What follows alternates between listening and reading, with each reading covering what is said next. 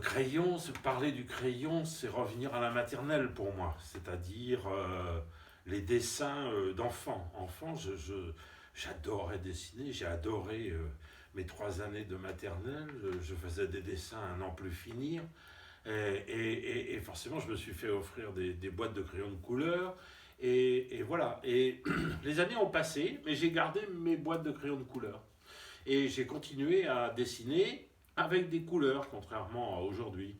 Et, et puis le temps a passé, et un beau jour, vers l'âge de 25 ans, mais j'ai continué toujours à dessiner, et toujours avec mes crayons de couleur. J'ai rencontré un personnage qui était aux Beaux-Arts à Nantes, avec qui j'ai souhaité travailler un peu, réfléchir les ombres, parce que j'étais autodidacte, on ne peut mieux. Et puis on a travaillé ensemble quelques années comme ça. Et puis après bien des années crayon, ben, je me suis jeté à l'huile, comme je le dis souvent. Alors j'ai commencé avec l'huile, et puis très vite j'ai continué avec l'acrylique. Et puis très vite j'ai mis en place mon mode de pensée qui est toujours le même dans toutes les choses que je fais. C'est-à-dire que je fais n'importe quoi, mais pas n'importe comment. C'est-à-dire que au niveau de la peinture, eh ben, j'utilise des vernis, j'utilise du plâtre, j'utilise de l'acrylique, j'utilise des collages, des papiers, des cartons, mais toujours dans l'idée de... Et, et à partir de ça, ben, petit à petit, j'ai quitté la couleur, et je suis venu à une dominante de blanc et noir, et de carton, et de choses comme ça. Claude Nougaro, c'est une rencontre que j'ai faite très tôt, quand je suis arrivé à Paris. Je devais avoir 16-17 ans, un soir dans un club. Et on a sympathisé. Il y avait, il y avait des gens de Charlie Hebdo, de Harakiri à l'époque, le professeur Choron et compagnie. Il y avait Nougaro, il y avait quelques gens comme ça. Et puis, on a discuté, on a bu des verres, on a refait le monde. J'étais débutant sur le fait de refaire le monde, et c'était assez passionnant. Après, on est resté en relation, voilà, parce que bon, des fois on se croisait dans des festivals, ou voilà, c'est arrivé à Nice, c'est arrivé ailleurs. Et puis, ben, malheureusement, sur la fin, on ne prévoyait pas la fin. Il avait l'intention de prendre un thème à moi et de mettre des paroles dessus, et puis ça s'est jamais fait.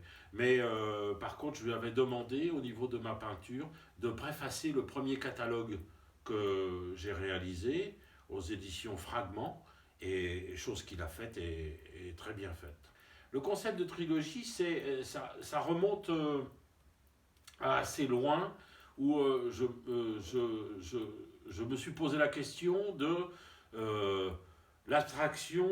Oui, l'attraction, mais est-ce que je ne pourrais pas trouver un mouvement répétitif? Bon, j'avais une grande admiration pour Claude Viala, j'ai une grande admiration pour quelques peintres comme ça, qui vont utiliser la répétition.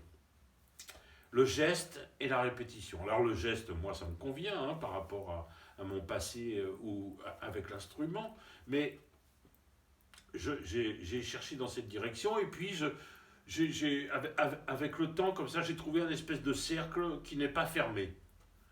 Alors, cette espèce de cercle qui n'est pas fermé, pour certains, c'est devenu un œuf. D'où justement Claude Nougaro qui parlait de moi en disant Bertrand, il plaint des neufs pour sortir de l'œuf. Et donc, j'ai utilisé ce neuf ben, souvent par trois. Pourquoi 3? Je ne sais pas. J'ai trouvé que la trilogie était toujours une forme d'équilibre en termes d'esthétique. Alors que 4, ça marche pas, et 2, ça marche pas. À mes yeux. On est bien d'accord, à mes yeux. Et donc, j'ai utilisé toujours un signe par 3. J'ai même utilisé le triangle. Et puis, ben, ce rond, longtemps, je l'ai utilisé par 3. Et puis après, par 3, c'est devenu 6, c'est devenu 9, et c'est devenu à l'infini. Peindre, jouer de la musique, écrire, la botanique, le jardin, l'esthétique du jardin, l'esthétique d'une maison, tout ça, pour moi, c'est pareil. C'est une nécessité. Voilà, c'est une nécessité profonde. C'est-à-dire, je n'ai pas le choix. Je n'ai pas le choix. Je suis tellement malheureux si je suis dans une pièce qui ne me convient pas, dans la maison auquel j'habite, hein, bien sûr. Je ne demande pas à tout le monde d'agencer son habitat en fonction de mes goûts, va sans dire. D'ailleurs, ils ne le font pas et ils ont bien raison. Mais j'attache énormément d'importance à l'esthétique de, de, de la vie courante, du jardin, donc de la peinture, donc de l'écriture, donc de la musique. Et tout ça, pourquoi? Eh bien, par nécessité. C'est juste une nécessité. Quand je fais quelque chose, j'ai toujours le sentiment que c'est la dernière fois. Je suis vide, je n'y parviendrai plus, je n'y arriverai plus, ce n'est pas possible. Voilà. Et puis, un petit peu de temps passe, et puis on écrit un bouquin de plus, on écrit une composition de plus, à l'époque où j'écrivais beaucoup de musique. Un matin, comme ça a été le cas il y a juste hier matin, je me suis levé et cette nécessité était très forte. Et il fallait peindre. Donc je suis allé peindre et j'ai eu le sentiment que c'était un nouveau chemin auquel je n'avais pas pensé. Et voilà, j'ai toujours le sentiment que c'est la dernière fois et en fait c'est jamais la dernière fois.